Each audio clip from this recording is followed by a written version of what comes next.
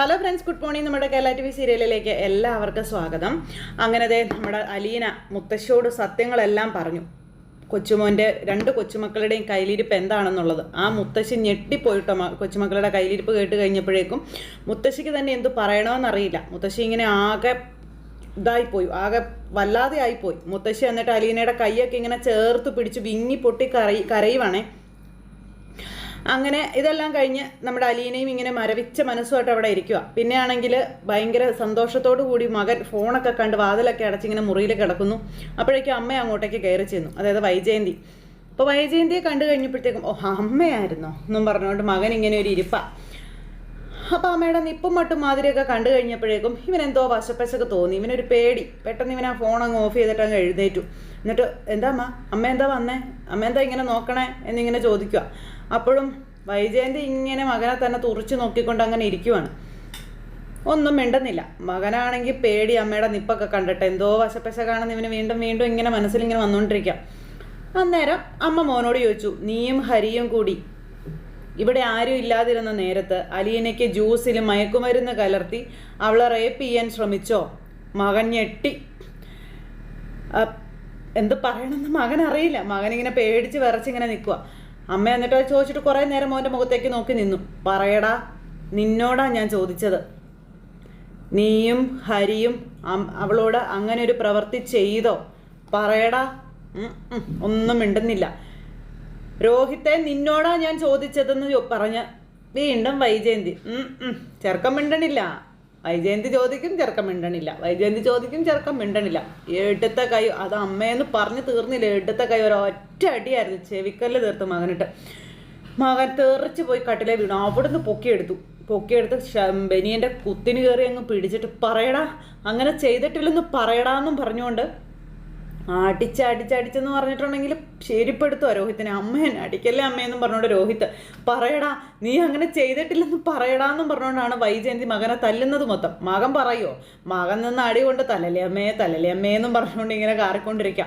കുറേ അടിച്ചു. ഇവനെ പറ്റുന്നത് പോലെയൊക്കെ വൈജയന്തി അടിച്ച് ലാസ്റ്റ് എൻ്റെ ദൈവമേ, ഞാൻ എന്തൊക്കെ കേൾക്കുന്നതെന്നൊക്കെ ചോദിച്ചുകൊണ്ട് വൈജയന്തി സ്വയം ഇങ്ങനെ എൻ്റെ മകൻ ഇങ്ങനെ ആയി പോയല്ലോ എന്നൊക്കെ പറഞ്ഞുകൊണ്ട് ഭയങ്കരമായിട്ട് അങ്ങ് സങ്കടപ്പെട്ട് വിങ്ങി പൊട്ടി അവനോട് ഇങ്ങനെ ചോദ്യങ്ങളും ചോദിച്ച് ഭയങ്കര ഇതാവുകയാണ്. അമ്മ എന്നോട് ക്ഷമിക്കണമെന്നും പറഞ്ഞ് ഇവൻ അമ്മയുടെ അടുത്തേക്ക് ചെല്ലുമ്പോൾ മാറി നിൽക്കാൻ പറഞ്ഞു. ഇവനെ പിടിച്ചൊരു ഒറ്റ തള്ളായിരുന്നു. നിനക്ക് എങ്ങനെ ചെയ്യാൻ തോന്നിയടാ മഹാഭാവി എന്നും ചോദിച്ചുകൊണ്ട് ഇങ്ങനെ വൈജയന്തി എന്നിട്ട് മോനോട് കുറേ ഇതൊക്കെ പറയാം. മകൻ അന്നേരം അവിടെ ഇങ്ങനെ കരഞ്ഞുകൊണ്ട് ഇങ്ങനെ നിൽക്കുവാണ്. അപ്പോൾ ഇനിയിപ്പോൾ അറിയാനായിട്ട് ബാക്കി ആരും ഇല്ല എന്നുള്ളത് ഓക്കെ ആയി. രോഹിത്തിന് മൊത്തത്തിൽ പണി പാളിയെന്നും മനസ്സിലായി. രോഹിത് എന്നിട്ട് ഇങ്ങനെ നിന്ന് വിറയ്ക്കുക അമ്മയുടെ മുന്നിൽ. അങ്ങനത്തെ മകനോട് കുറേ ഡയലോഗൊക്കെ അടിച്ച് തകർന്ന് തരിപ്പണമായിട്ട് നമ്മുടെ വൈജയന്തി താഴേക്ക് ഇറങ്ങി ചെല്ലുവാണ്. മകനാണെങ്കിലോ അവിടെ ഇരുന്ന് ചങ്കു പൊട്ടി കരച്ചിൽ. അമ്മ ഇതറിഞ്ഞില്ലേ, മൊത്തത്തിൽ നാണക്കേടായില്ലേ. അങ്ങനെ അമ്മ കാറി കൂവിയതേ ആ ഡൈനിങ് ടേബിളിൽ ഇങ്ങനെ പോയി ഇരുന്ന് ഇങ്ങനെ തകർന്ന് തരിപ്പണമായി ഇങ്ങനെ ഇരിക്കുവാണ്. മകൻ മുറിയിലും ഇരുന്ന് ഇങ്ങനെ തകർന്ന് തരിപ്പണമായിട്ട് അങ്ങനെ ഇരിക്കുന്നു. പാവം നമ്മുടെ അലീന അടുക്കളപ്പണിയായിട്ട് നിൽക്കുക. അത് കഴിഞ്ഞപ്പോൾ അലീന ഇങ്ങോട്ടേക്ക് വന്നു. അലീന വന്നപ്പോൾ മേഡം ഇങ്ങനെ ഇരിക്കുന്നത് കണ്ടു. അപ്പോൾ അലീനയെ വിളിക്കാൻ വലിയ ശക്തിയൊന്നും ഇല്ല വൈജയന്തിക്ക്. ഇപ്പോൾ വൈജയന്തി വിളിച്ചതനുസരിച്ച് അലീന അങ്ങോട്ടേക്ക് വന്നു കേട്ടോ. അലീന വന്നു കഴിഞ്ഞപ്പം മേഡം എന്തിനാ എന്നെ വിളിച്ചതെന്ന് ചോദിച്ചു. അപ്പോഴേക്കും ശബ്ദമൊക്കെ താന്നു. ശബ്ദമൊക്കെ വല്ലാണ്ട് അങ്ങോട്ട് പതറിയാണ് സംസാരിക്കുന്നത്. ആകെ ഒരു വല്ലായ്മ, ഒരു വിഷമം, ഒരു സങ്കടമൊക്കെ ആയിട്ട് വൈജയന്തി ഇങ്ങനെ ഇരിക്കുക.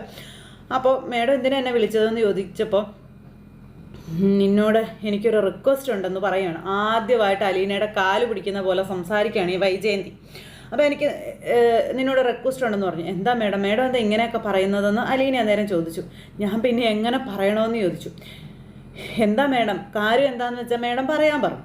അന്നേരത്തേക്കും എൻ്റെ വീട്ടിൽ ഞാനറിയാതെ പല തെറ്റുകളും സംഭവിച്ചു പോകുന്നുണ്ടെന്നും പല തെറ്റുകളും സംഭവിച്ചു എന്നും അതിനൊന്നും എനിക്ക് മറുപടി ഇല്ല എന്നൊക്കെ പറയാം.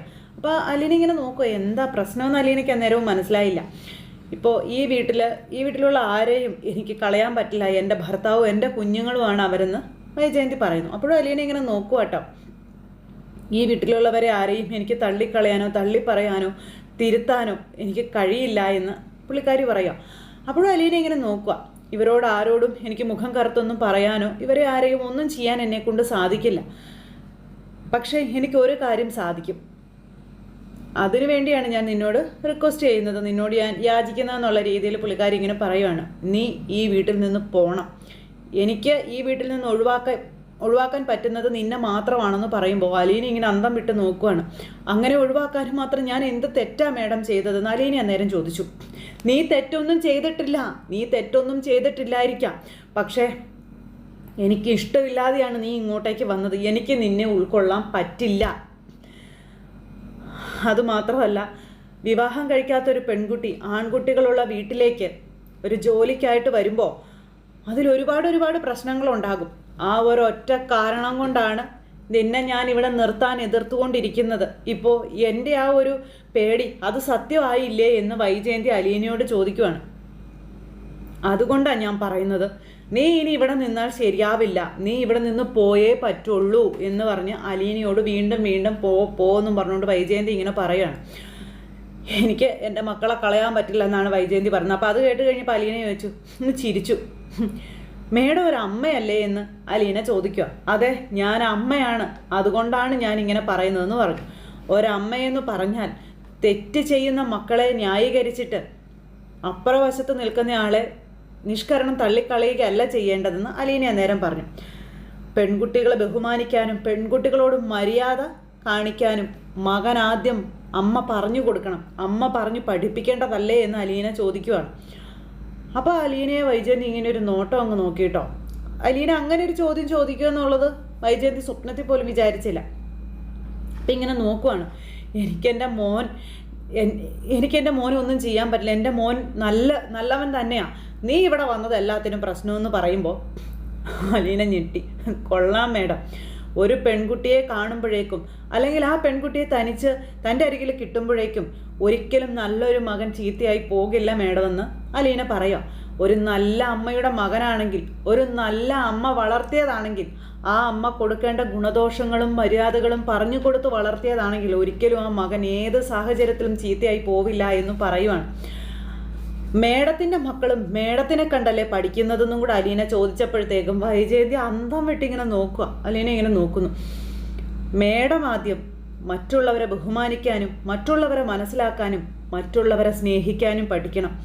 അങ്ങനെ ചെയ്യുന്ന മേഡത്തിനെ കണ്ടു വേണം മേഡത്തിൻ്റെ മക്കൾ പഠിക്കാനെന്നും അലീന വൈജയന്തിയെ ചോദ്യം ചെയ്യുന്നു. അപ്പോഴേക്കും പുള്ളിക്കാരിയുടെ നാവൊക്കെ ഇറങ്ങിയൊന്നും മിണ്ടാനില്ല. മേഡം മറ്റുള്ളവരോട് കാണിക്കുന്ന വിദ്വേഷങ്ങളും അല്ലെങ്കിൽ മറ്റുള്ളവർക്ക് കൊടുക്കാത്ത ബഹുമാനവും മറ്റുള്ളവരെ അറപ്പോടെയും വെറുപ്പോടെയും കാണുന്നതും അവരെ പരിഹസിക്കുന്നതും അവരെ ആട്ടിത്തുപ്പുന്നതും ഒക്കെ കണ്ടാണ് മേഡത്തിൻ്റെ മക്കൾ വളരുന്നത്. ആ മക്കൾ അതിനപ്പുറം മറ്റൊന്നും ആവില്ല, മറ്റൊന്നിലേക്കും ആ മക്കൾ തിരിയില്ല മേഡമെന്നും പറഞ്ഞ് അലീന കുറേ അങ്ങ് പറഞ്ഞു. ഇതൊക്കെ കേട്ട് വൈജയന്തി അങ്ങ് ഞെട്ടിപ്പോയി. ഞാൻ ഒരിക്കലും മേഡത്തിൽ നിന്ന് ഇങ്ങനെ പ്രതീക്ഷിച്ചില്ല എന്നും അലീന പറയുകയാണ്. ഈ ഒരു തെറ്റ് മേഡത്തിൻ്റെ മകൻ ചെയ്തു എന്ന് അറിയുമ്പോൾ മകനെ പറഞ്ഞ് തിരുത്തി എന്നോട് ക്ഷമ പറയുമെന്ന് തന്നെയാണ് ഞാൻ വിചാരിച്ചതെന്ന് പറയുമ്പോൾ എൻ്റെ മകൻ എത്ര വലിയ തെറ്റ് ചെയ്താലും നിന്നെപ്പോലെയുള്ള ഒരുവളോട് ഞാൻ ക്ഷമ ചോദിക്കില്ല എന്നും പറഞ്ഞുകൊണ്ട് അലീനയോട് ഇങ്ങനെ പറയാട്ടോ വൈജയന്തി. അതെല്ലാം കേട്ടപ്പോൾ അലീനയ്ക്ക് പറയാവുന്നത് മാക്സിമം അലീന പറഞ്ഞു കൊടുത്തു. സ്വന്തം അമ്മയെ മകള് പറഞ്ഞ് തിരുത്തുകയാണ്. മകള് അമ്മയെ മര്യാദക്കാരിയാക്കാൻ നോക്കുക, പക്ഷെ എവിടെ ഒന്നും നടക്കുകയില്ല, ഒരു കോപ്പും നടക്കുകയില്ല. അങ്ങനെ അതെല്ലാം കഴിഞ്ഞിട്ട് വൈജയന്തി ഇങ്ങനെ അവിടെ ഇങ്ങനെ ഇരിക്കുക. കഴിഞ്ഞാൽ അലീന അങ്ങ് കയറിപ്പോയി. ഇത് കഴിഞ്ഞപ്പോൾ അലീന രേവതിക്കുട്ടിയെ വിളിച്ചു. അപ്പോൾ രേവതിക്കുട്ടി, അത് മുത്തശ്ശിയുടെ ഫോണിൽ നിന്നാണ് വിളിക്കുന്നത്. രേവതിക്കുട്ടിയെ വിളിച്ചു കഴിഞ്ഞിട്ട് ഇങ്ങനെ ഫോണിൽ സംസാരിക്കാം. അപ്പോൾ ചേച്ചി രേവതിക്കുട്ടിക്ക് ഒരു കാര്യം മാത്രം അറിഞ്ഞാൽ മതി, അവിടെ ഈ വിവരങ്ങൾ എല്ലാവരും അറിഞ്ഞോ എന്നുള്ളത്. രേവതിക്കുട്ടി അലീനോട് ചോദിച്ചു, അവിടെ എല്ലാവരും അറിഞ്ഞു ചേച്ചി, സാർ അറിഞ്ഞു, അവിടുത്തെ പൂതനെ അറിഞ്ഞോ എന്നൊക്കെ ചോദിച്ചു. അപ്പോൾ എല്ലാവരും എല്ലാം അറിഞ്ഞുവെന്നും അതിനുശേഷം പിന്നെ ബാലചന്ദ്രൻ സാറിൻ്റെ കാര്യങ്ങൾ എനിക്ക് കൃത്യമായിട്ട് അറിയില്ല, പക്ഷേ വൈജയന്തി മേഡം അത് അറിഞ്ഞു എന്ന് പറയുവാണ്. അപ്പോൾ വൈജയന്തി മേഡം അറിഞ്ഞിട്ട് എന്താ പറഞ്ഞതെന്ന് ചോദിക്കുമ്പം എന്നോട് ഇവിടുന്ന് പോകണം എന്നാണ് പറഞ്ഞത്, അവർക്ക് അവരുടെ മക്കളാണ് വലുത് എന്നൊക്കെ പറഞ്ഞെന്ന് പറഞ്ഞു. അപ്പോൾ ചേച്ചി ആരാ? ചേച്ചി അവരുടെ മകളെന്ന് പറഞ്ഞുകൂടായിരുന്നു? 22 വർഷങ്ങൾക്ക് മുൻപ് പിഴച്ച് നടന്ന് ചേച്ചി പെറ്റ് തള്ളിയവളാണ്, നിങ്ങൾ പെറ്റ് തള്ളിയവളാണ് ചേച്ചി എന്ന് ചേച്ചിക്ക് പറഞ്ഞുകൂടായിരുന്നു എന്ന് ചോദിച്ചു.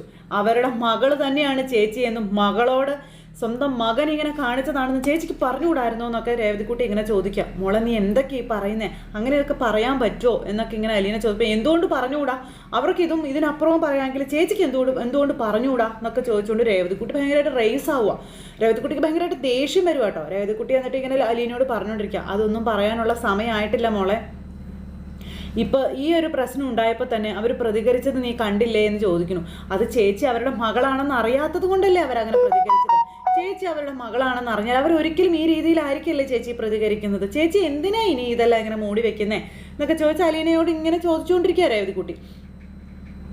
അങ്ങനെ അലീനെ എന്നിട്ട് രേവതി ഒരു തരത്തിൽ പറഞ്ഞ് സമാധാനിപ്പിക്കുക, അതൊന്നും പറയാനായിട്ടുള്ള സമയമായിട്ടില്ല, പറയേണ്ട സമയമാകുമ്പോൾ അതൊക്കെ പറയാം, ഇപ്പം നമ്മളായിട്ട് ഈ വീട്ടിലൊരു പ്രശ്നം ഉണ്ടാക്കേണ്ട കാര്യമില്ല, അല്ലെങ്കിൽ തന്നെ ഈ ഒരു പ്രശ്നം അറിഞ്ഞതോടുകൂടി മേഡമാണെങ്കിൽ ഇവിടെയുള്ള എല്ലാവരും ആകെ തകർന്നിരിക്കുക. പിന്നെ അലീന മുത്തശ്ശിയോട് വിവരങ്ങൾ പറഞ്ഞ കാര്യങ്ങളെല്ലാം രേവതിക്കുട്ടിയോട് പറഞ്ഞു. ഇതൊക്കെ കേട്ട് കഴിഞ്ഞപ്പം രേവതിക്കുട്ടി, ചേച്ചി എനിക്ക് ഓർത്തിട്ട് ഒരു സമാധാനം ഇല്ല ചേച്ചി എന്ന് പറഞ്ഞു. ചേച്ചി അവിടെ നിൽക്കുന്ന കാര്യം എന്തായി, ചേച്ചി എല്ലാവരോടും എല്ലാം പറഞ്ഞിട്ട് അവിടുന്ന് പോരാന്നല്ലേ പറഞ്ഞിരുന്നേ, ചേച്ചി പോരുന്ന കാര്യം എന്തായെന്നൊക്കെ ചോദിച്ചു. ചേച്ചിക്ക് ഇവിടുന്ന് പോരാനായിട്ടുള്ള സമയമായിട്ടില്ലെന്നും അതിന് കുറച്ചുകൂടി വെയിറ്റ് ചെയ്യണമെന്ന കാര്യവും അലീന ഇങ്ങനെ പറയും കേട്ടോ.